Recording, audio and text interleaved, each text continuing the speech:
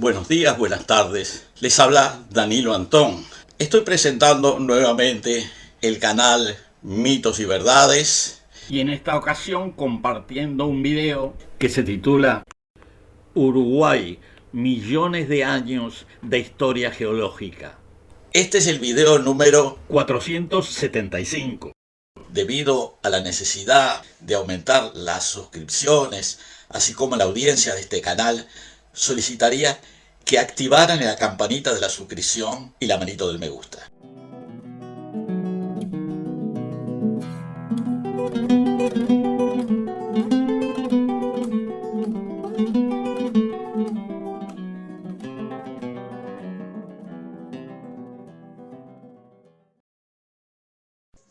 La reconstrucción de los ambientes y paisajes del pasado de un territorio es una tarea compleja que requiere el análisis de varios elementos que permiten obtener indicios o pistas para deducirlos de una forma plausible y relativamente rigurosa. A nivel superficial se pueden estudiar las rocas que se formaron o depositaron en cada época, sus relaciones en el tiempo cronológico y espaciales, los microorganismos, plantas y animales, y tratar de reconstruir e imaginar paisajes que nunca podremos confirmar. Hace 1000 millones de años, 100 millones más o 100 millones menos, sabemos que en algunas lagunas o mares crecían cianobacterias, bastante parecidas a las que podemos observar en la actualidad. En geología, a estos fósiles hiperantiguos se les llama estromatolitos, pero sabemos muy poco más. En el territorio uruguayo, también en lagos o mares poco profundos, hace 350 millones de años, o sea en el período devónico, se desplazaban dentro del agua unos bichitos invertebrados que ya no existen, denominados trilobites.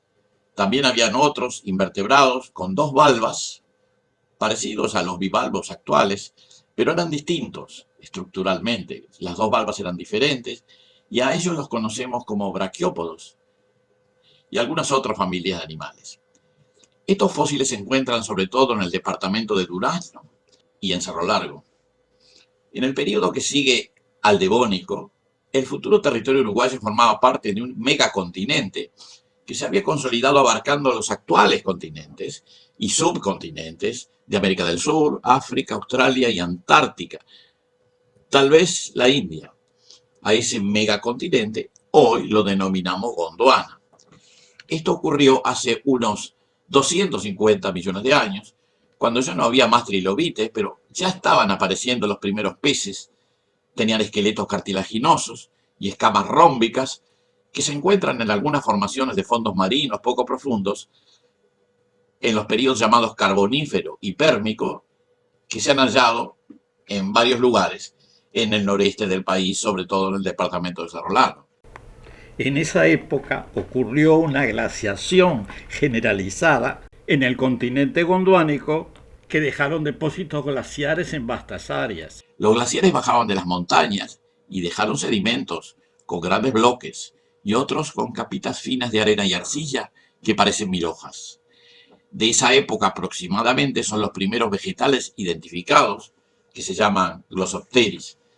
También de esa época son unas camadas de carbón que pueden estar relacionadas con estos vegetales o con surgencias del carbono de las profundidades. También todos estos fósiles se encuentran en el departamento de Cerro Largo. En estos mares poco profundos, en algún momento comenzaron a nadar unos pequeñitos reptiles conocidos como Mesosaurus brasiliensis, y sus costillitas aparecen en millones en una formación bituminosa también en Cerro Largo. Y bueno, el mar se fue retirando, el clima se fue haciendo más árido y se formó un gigantesco desierto de arena. No era totalmente desértico, porque se encontraron fósiles de peces y varias especies de dinosaurios, que obviamente necesitaban vegetación para sobrevivir. Los dinosaurios jurásicos son muchos. Hay muchas especies de dinosaurios jurásicos, tanto en el Uruguay como en los países vecinos. Acaba de identificarse un dinosaurio carnívoro, de nombre Torvosaurus, que podía llegar a medir más de 3 metros de alto y cerca de 12 metros desde la nariz a la punta de la cola. Era del Jurásico tardío, o sea, hace unos 200 millones de años. Y también se encontraron pisadas de dinosaurios que demuestra claramente la presencia de numerosos dinosaurios en esa época. Había también un tiburón de agua dulce, que de nombre científico era Priogibodus, y otros restos fósiles de peces, cuya especificidad no está totalmente determinada. Las areniscas de este gran desierto, que llamamos Botucatú o Tacuarembó, siguieron depositándose hasta fines del Jurásico, hasta que comenzaron a haber erupciones de lavas basálticas generalizadas en casi todo el territorio donde estaban estas areniscas, en lo que hoy es Brasil, el norte de Uruguay, parte de Paraguay, parte de Argentina, formando una acumulación basáltica muy importante que solo culminaría hace unos 100 millones de años a mediados del periodo Cretácico. Después el clima cambió, se estableció un clima más húmedo, ahí empezaron a correr ríos y ahí vivían peces, reptiles y los primeros mamíferos. Uno de esos reptiles es el Uruguaysuchus asnaresi, que era un pequeño reptil de 1 metro de largo aproximadamente, que vivió hace unos 80 millones de años.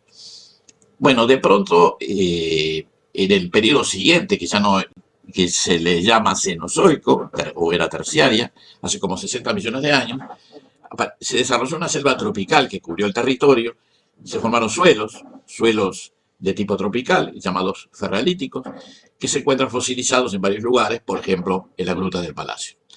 Y a partir de esa época comienzan a predominar los mamíferos, los grandes mamíferos. Los fósiles de mamíferos más antiguos encontrados en el Uruguay datan de 25 millones de años de antigüedad y han aparecido en la llamada formación Fraiventos. También hace unos 25 millones de años aparecieron restos de temibles aves similares a avestruzas que no volaban y que medían hasta 4 metros de alto, que eran carnívoras y podían comer hasta mamíferos del tamaño de un perro. Una larga lista de mamíferos de esa época son los megaterios, Lestodon y Milodon, que son perezosos gigantes, de los cuales se observan todavía hoy sus cuevas, que eran túneles bastante profundos, se los encuentra en Río Grande do Sur. Los gliptodontes, que eran como grandes armadillos, los toxodontes, que eran parecidos a un hipopótamo, las macrauqueñas, que eran un animal muy raro, parecido a una jirafa pero con una pequeña trompa. Los estegomastodon, animales muy parecidos a los elefantes, eran más pequeños que los elefantes, pero digamos pertenecían a la misma familia. Y por supuesto el tigre de los dientes de sable, el esmilodonte. Bueno, todos esos grandes mamíferos desaparecieron hace 10, 12, 13 mil años, que coincide con la llegada de los seres humanos a esta zona del continente. Eso se explica porque los seres humanos llegaron y se dedicaron a cazar los animales, que eran bastante fáciles de cazar porque no tenían defensas, no tenían instintos para defenderse de los seres humanos. Y ahí desaparecieron los grandes mamíferos y desaparecieron también los predadores que se alimentaban de ellos. Otros mamíferos más pequeños sobrevivieron, los carpinchos, los venados. Entre los felinos sobrevivieron los pumas, los jaguares y muchos tipos de gatos distintos. Hasta llegar al cuaternario más reciente, que es llamado Holoceno, en el cual la fauna está relacionada con la acción humana. Durante los miles de años fueron los pueblos nativos que vivieron y aprovecharon el territorio. Y hace 500 años fue que llegaron los europeos y que cambiaron un poco la dinámica, que como todos sabemos, los pueblos nativos, su número disminuyó, el territorio fue apropiado por los europeos, los colonizadores, los conquistadores y los colonizadores, y llegamos al momento actual en donde ya sabemos que la fauna está muy limitada, precisamente por la ocupación humana, y en cambio hay una cantidad de animales domésticos, entre los cuales los vacunos y los ovinos son los más conocidos, pero también están los equinos y toda una cantidad de otros animales que están asociados a la presencia humana y a la presencia de estas sociedades que en gran medida son originarias de Europa, pero que también tienen componentes nativos e incluso africanos, que hace que sean mucho más complejas de lo que parece a primera vista. Allí hay también una serie de animales domésticos urbanos, como los perros, los gatos, etcétera, mostrando qué tipo de evolución tuvo este territorio. Y es bueno, y ahora podemos imaginar que en el futuro eso puede ir cambiando a medida que se desarrollan las áreas protegidas, Animales se recuperan, como el pecarí, que había dejado de existir, es una especie de jabalí más pequeño, que había sido extinguido en el Uruguay, pero que ahora se empezó a reproducir nuevamente. Y las políticas diferentes en cuanto a conservación de la fauna y de la flora pueden hacer de que el paisaje vuelva a cambiar, recuperando algunos elementos del pasado y tal vez agregando algunos elementos del presente y del futuro.